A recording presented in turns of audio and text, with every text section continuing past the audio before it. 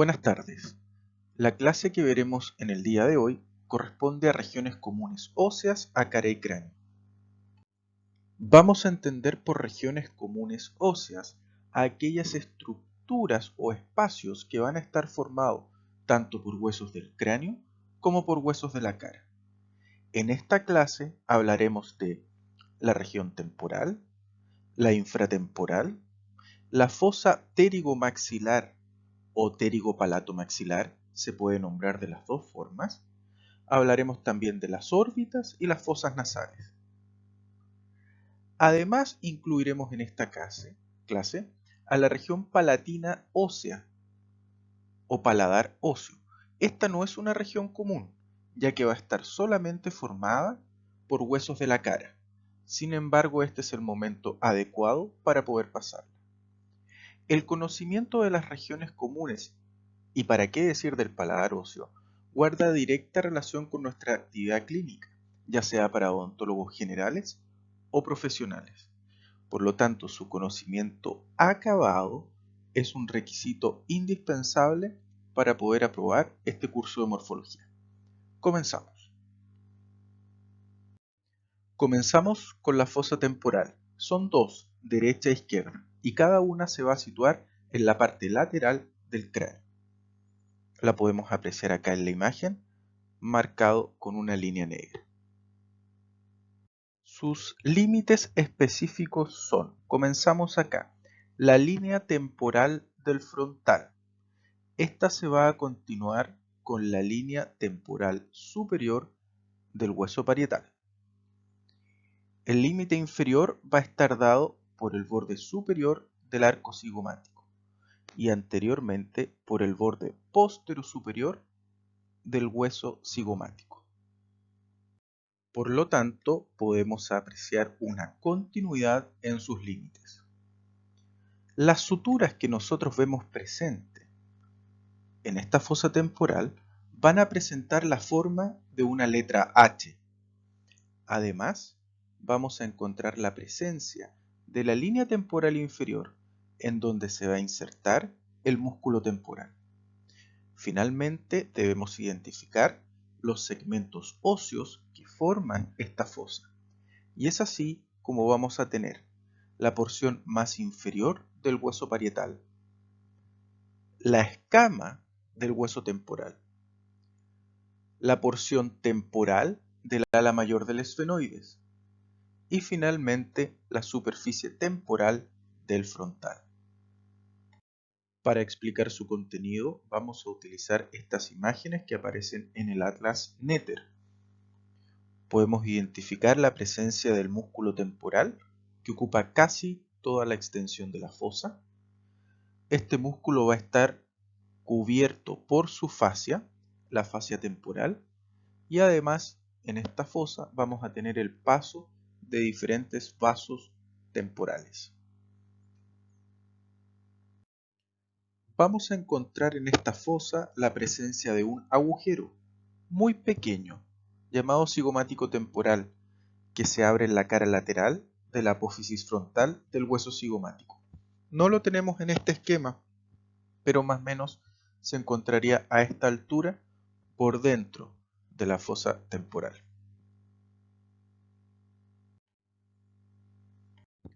Para los que no se acuerden, pueden volver a revisar la clase de hueso cigomático. Finalmente, vamos a decir que esta fosa temporal se continúa inferiormente con la fosa infratemporal, la que se encuentra debajo de la región temporal.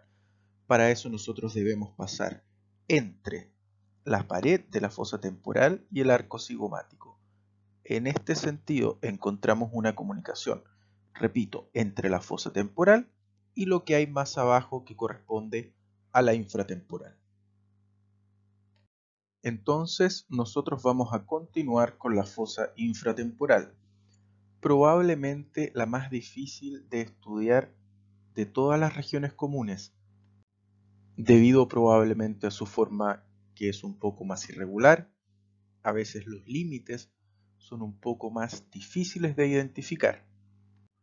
E incluso ustedes pueden tomar diferentes libros obviamente de diferentes autores, y encontrar una descripción diferente.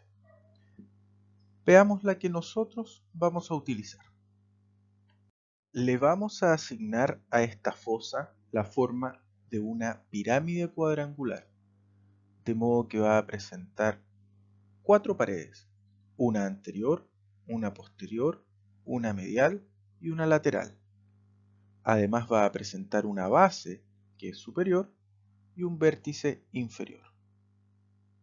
Su límite o pared anterior va a estar dado por la tuberosidad del maxilar. El límite posterior va a estar dado por el hueso timpánico. La cara medial va a corresponder a la cara lateral de la apófisis pterigoides. Y la cara lateral de esta fosa va a corresponder a la cara medial de la rama mandibular. La mandíbula no aparece en este esquema. Su límite superior o base va a corresponder a esto, a la porción cigomática u horizontal del ala mayor del esfenoides. Su límite inferior o vértice también va a corresponder a la cara medial de la rama, justo en el punto en donde se inserta el músculo pterigoideo medial. En otras palabras, y para tratar de explicarlo en fácil, si yo tengo en esta zona a la fosa temporal, todo lo que voy a encontrar más debajo de esta, más o menos a este nivel, corresponde a la fosa infratemporal. Concentrémonos ahora en esta imagen que nos muestra a la región infratemporal. Podemos ver, aunque seccionada, a la rama de la mandíbula y también podemos ver en qué parte de la rama de la mandíbula se inserta el músculo pterigoideo medial. Es aquí donde se encuentra el vértice o límite inferior de la fosa, en la unión de este músculo con la rama de la mandíbula. Hablemos ahora del contenido, cuáles son los elementos anatómicos que se encuentran al interior de la fosa infratemporal. Comencemos por un ligamento. Este es el ligamento esfenomandibular, que se inserta superiormente en la espina del esfenoides e inferiormente en la língula mandibular o espina de Spix. Este es un ligamento a distancia de la articulación temporomandibular. También vamos a encontrar la presencia de un músculo muy importante para nosotros, el que estamos viendo acá, que corresponde al músculo pterigoideo lateral. Este es un músculo masticador y va a ser el encargado de llevar la mandíbula hacia adelante en un movimiento que recibe el nombre de protrusión, y también va a ser el encargado de realizar los movimientos de lateralidad de la mandíbula. En cuanto al contenido de elementos nerviosos, nosotros podemos ver acá al nervio mandibular, que abandona la cavidad del cráneo a través del agujero oval y alcanza a la fosa infratemporal. Por lo tanto, contenido nervioso importante de esta fosa es el nervio mandibular y todos sus ramos colaterales y terminales. También vamos a encontrar ganglios asociados a este nervio. En relación al contenido vascular, muy importante, vamos a encontrar la presencia de un importante vaso sanguíneo que recibe el nombre de arteria maxilar. En esta región va a dar numerosos ramos colaterales. En cuanto a venas, va a ser muy importante la presencia de este plexo venoso, que recibe el nombre de plexo venoso pterigoideo. Alcanzamos a ver un poco, en un trayecto bastante corto, a la vena maxilar. Por lo tanto, si hacemos un resumen del contenido de esta fosa que nos va a importar aprender por el momento, vamos a decir ligamento esfenomandibular, músculo pterigoideo lateral, el nervio mandibular con sus ramos colaterales y ganglios asociados, la arteria maxilar con todos sus ramos colaterales, la vena maxilar y el plexo venoso pterigoideo. Importante conocerlos. Nos toca ver ahora la fosa pterigomaxilar. Si ustedes son observadores y miran a la fosa infratemporal, van a darse cuenta que en el fondo se va a encontrar separada la apófisis pterigoides de la tuberosidad del maxilar por una hendidura estrecha.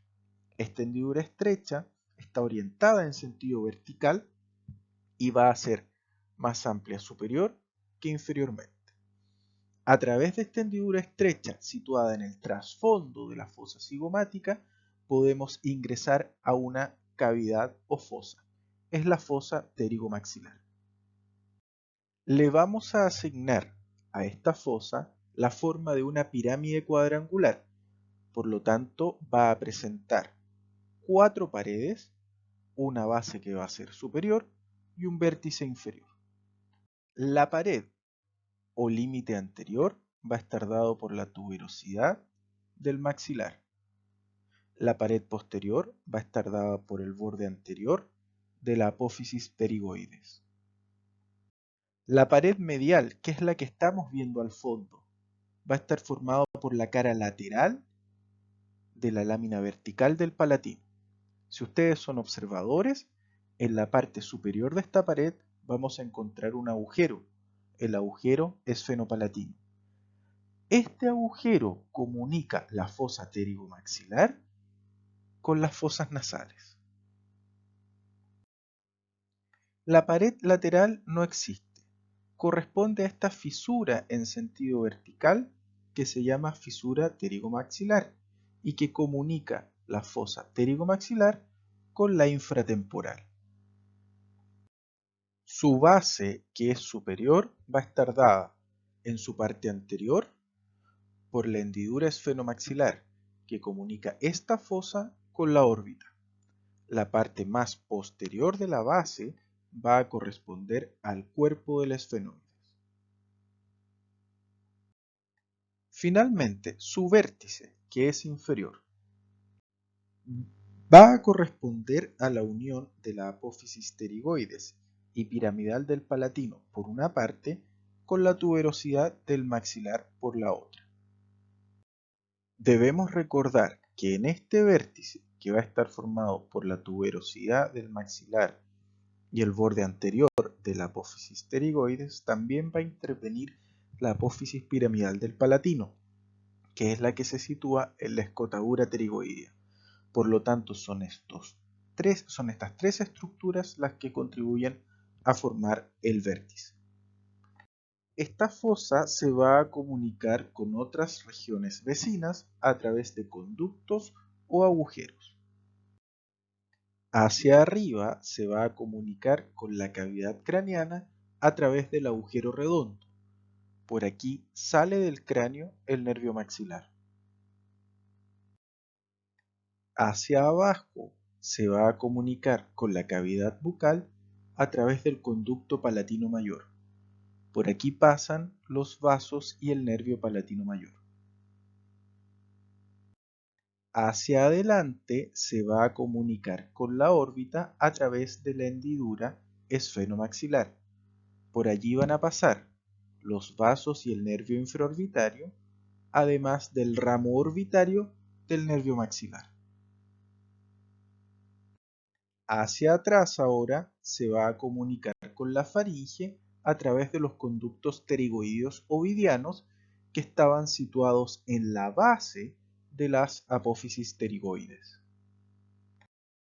Hacia adentro podemos ver acá al agujero esfenopalatino que comunica a esta fosa con las fosas nasales. Por allí pasan los vasos y el nervio esfenopalatino. Finalmente hacia afuera se comunica con la fosa infratemporal a través de esta hendidura estrecha que recibe el nombre de fisura pterigomaxilar. Para finalizar, ¿cuál es el contenido de esta fosa? Veamos esta imagen. Nosotros tenemos acá el nervio maxilar que está abandonando la cavidad craneana a través del agujero redondo y una vez que lo hace ingresa a esta fosa pterigomaxilar. Por lo tanto, primer contenido, nervio maxilar. Segundo, vemos el ganglio pterigopalatino, que es un ganglio asociado al nervio maxilar. Tercero, el segmento terminal de la arteria maxilar. Esta es la arteria maxilar. Y si ustedes se fijan, su segmento terminal, la parte final, ingresa a esta fosa pterigomaxilar. Por el momento nos vamos a quedar solamente con esos tres elementos. Las órbitas o cavidades orbitarias. Son dos cavidades situadas por debajo de la cavidad craneana y lateralmente a las fosas nasales. Se les describe la forma de una pirámide cuadrangular. Por lo tanto, presenta 4 paredes, una base y un vértice.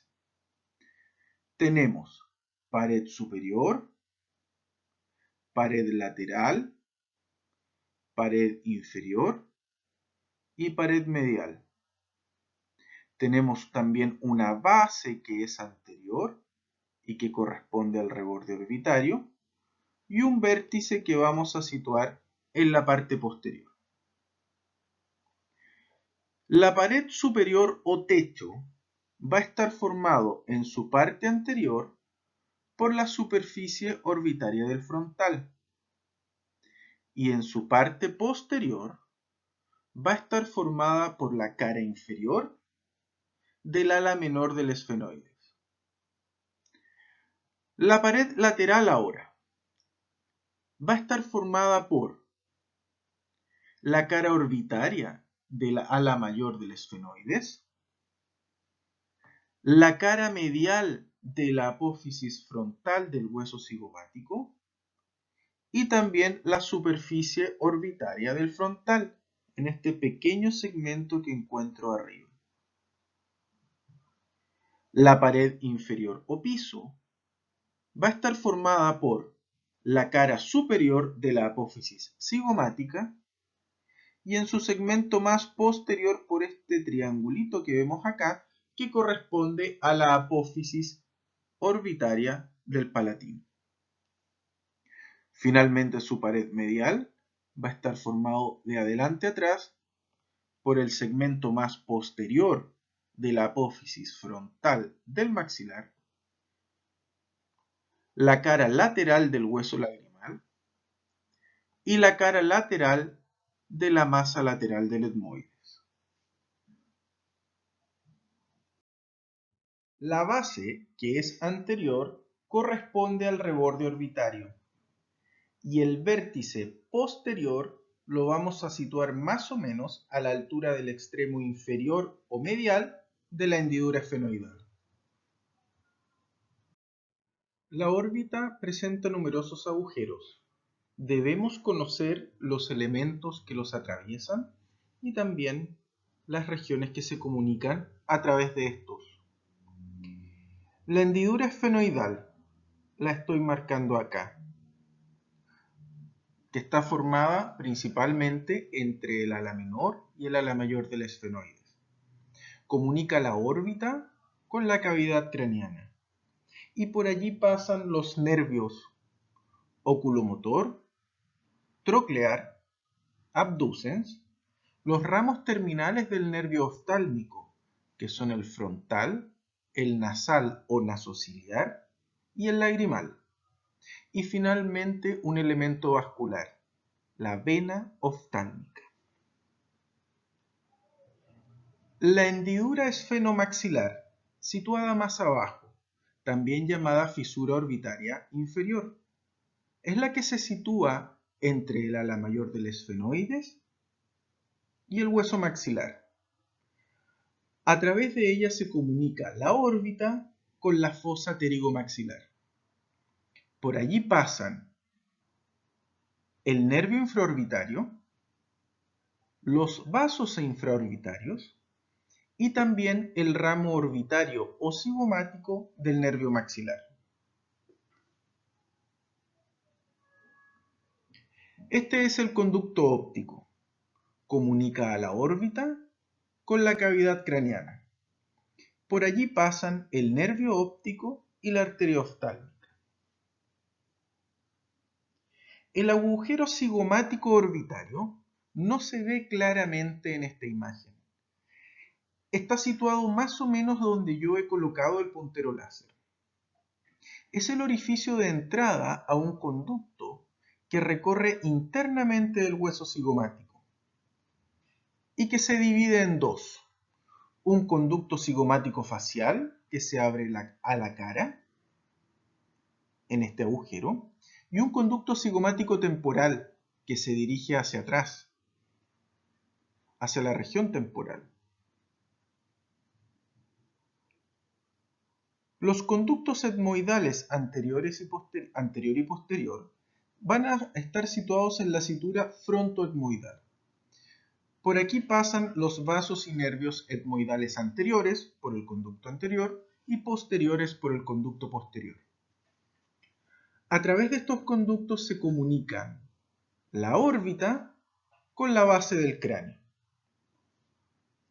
El conducto lacrimonasal, aquí aparece como lagrimal, también lo podemos llamar así. El conducto lacrimonasal es la continuación inferior del surco lagrimal. Comunica a la órbita con las fosas nasales.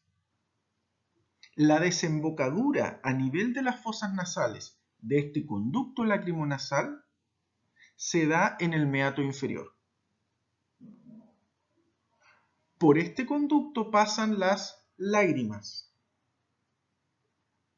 y va a estar formado por tres huesos: el hueso frontal, el hueso lagrimal y el cornete nasal inferior, que algo aquí abajo se alcanza a notar en esta imagen. No olvidemos finalmente a la escotadura supraorbitaria, por donde pasan vasos y nervios supraorbitarios. Y tampoco al surco infraorbitario, que se transforma en conducto infraorbitario y se abre en el agujero infraorbitario. Por allí pasan vasos y nervios infraorbitarios. En relación al contenido de una órbita, vamos a encontrar allí al bulbo ocular. También vamos a encontrar numerosos vasos y nervios que entregan irrigación e inervación a las estructuras presentes. Vamos a encontrar también a los músculos extrínsecos del ojo, que son los encargados de provocar el movimiento del bulbo ocular. No debemos olvidar a la glándula lagrimal, situada en la fosa lagrimal del frontal, y también una gran cantidad de tejido adiposo. Veamos ahora las fosas nasales. Son dos cavidades irregulares que se encuentran situados por debajo de la cavidad craneana, entre las órbitas y por sobre la cavidad bucal. Se le describen a cada fosa nasal cuatro paredes: una superior o techo, una inferior o piso, una lateral y otra medial o tabique. Además, se le describen dos aberturas, una anterior y otra posterior. La pared superior o techo va a estar formada de adelante a atrás por la cara posterior de los huesos nasales, la espina nasal del frontal, la cara inferior de la lámina cribosa del etmoides y las caras anterior e inferior del cuerpo del esfenoides. La pared inferior o piso va a estar formado por la cara superior de la apófisis palatina del maxilar y la cara superior de la lámina horizontal del palatino. La pared lateral ahora va a estar formado por la cara medial del maxilar, la cara medial del hueso lagrimal, la cara medial también de la lámina vertical del palatino, el cornete nasal inferior y la cara medial de la masa lateral del etmoides. Finalmente, el segmento más posterior de esta cara corresponde a la cara medial de la apófisis pterigoides. Finalmente, la pared medial o tabique va a estar formada por la lámina perpendicular del etmoides, el hueso vómer y el cartílago del tabique. En relación ahora a las aberturas, la abertura anterior comunica a cada fosa nasal con el vestíbulo nasal, que es los vestíbulos nasales son las cavidades que se encuentran al interior de la nariz, y también presenta una abertura posterior, más grande, de mayor tamaño, llamada coana, que comunica a las fosas nasales con la faringe. En relación ahora a los agujeros que encontramos en las fosas nasales, a nivel del techo encontramos numerosas perforaciones que corresponden a los agujeros de la lámina cribosa. Por aquí pasan filetes nerviosos del nervio olfatorio. También nos vamos a encontrar al conducto incisivo en la parte anterior del piso. Este conducto presenta la forma de una Y y comunica ambas fosas nasales con la cavidad bucal. Por aquí pasan los vasos y el nervio esfenopalatino interno. También podemos llamar al nervio esfenopalatino interno nervio nasopalatino, porque va desde las fosas nasales hacia el paladar en la cavidad bucal. En relación al conducto lacrimonasal, como ya dijimos, comunica las fosas nasales con la órbita. Está formado por 3 huesos ya mencionados en esta clase y desemboca inferiormente en el meato inferior. Tenemos también, algo alcanzamos a ver acá, al hiato maxilar, que corresponde al orificio de entrada al seno maxilar.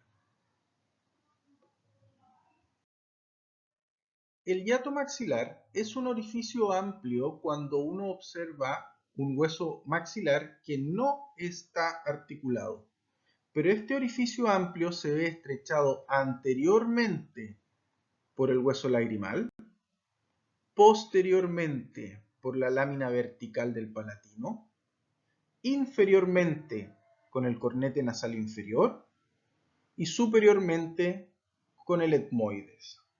Podemos ver entonces que este orificio amplio en un hueso aislado se vuelve bastante estrecho cuando se encuentra articulado.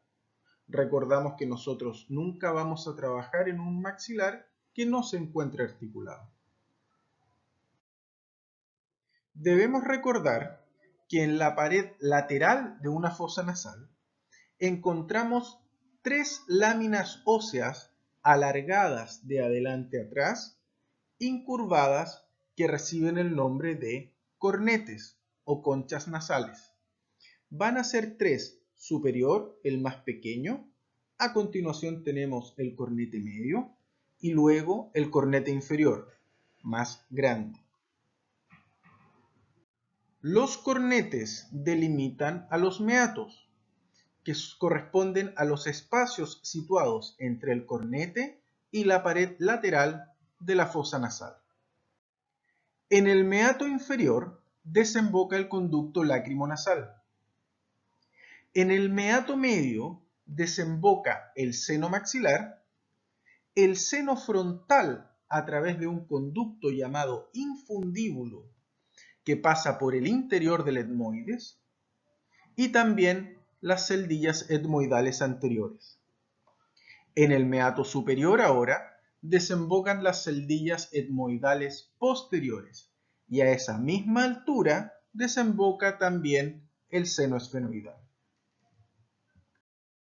Las fosas nasales corresponden al segundo segmento de las vías respiratorias, después de la nariz. Van a estar tapizadas internamente por mucosa, que generalmente tiene el color rojo, debido a la gran presencia de vasos sanguíneos. También vamos a encontrar esta mucosa tapizando interiormente los senos paranasales. La función de esta mucosa es entibiar el aire que nosotros inspiramos. Solamente en el techo de la fosa nasal vamos a encontrar que la mucosa adquiere un color más amarillo, y esto se debe al gran número de terminaciones nerviosas olfatorias que aquí presenta. Finalmente, debemos conocer al paladar óseo, que va a estar delimitado por la arcada alveolo-dentaria superior. Va a estar formado por la cara inferior de la apófisis palatina del maxilar y la cara inferior de la lámina horizontal del palatino. Todas estas estructuras se articulan entre sí formando una sutura cruciforme. Esto quiere decir con forma de cruz, en donde distinguimos un segmento sagital y un segmento transversal. En el extremo anterior de la sutura sagital vamos a encontrar el orificio del conducto incisivo, por donde pasan vasos y nervios ya mencionados. En relación a la parte más posterior y lateral del paladar, vamos a encontrar a los agujeros palatinos mayores, que corresponden a la entrada de los conductos palatinos mayores, los cuales se dirigen hacia arriba, atrás y afuera hasta alcanzar la fosa pterigomaxilar. Por aquí pasan los vasos y el nervio palatino mayor, y se continúan hacia adelante con un surco llamado surco palatino. También vamos a encontrar la presencia de numerosos y pequeños agujeros vasculares en relación a todo el paladar. Finalmente, por detrás del agujero palatino mayor, vamos a encontrar agujeros, 2 o 3 agujeros más pequeños que reciben el nombre de agujeros palatinos menores o accesorios y que van a estar situados en la apófisis piramidal del palatino. Por aquí pasan los vasos y nervios palatinos menores o accesorios. En relación a la ubicación precisa del agujero palatino mayor, que es importante para poder colocar una técnica anestésica, les dejo esta referencia. La podemos conversar en clase, la podemos conversar durante los prácticos, y es importante que ustedes sepan y puedan identificar su posición en un material cadavérico. Finalmente, podemos apreciar la posición de los agujeros en una arcada dentada y también en una arcada desdentada.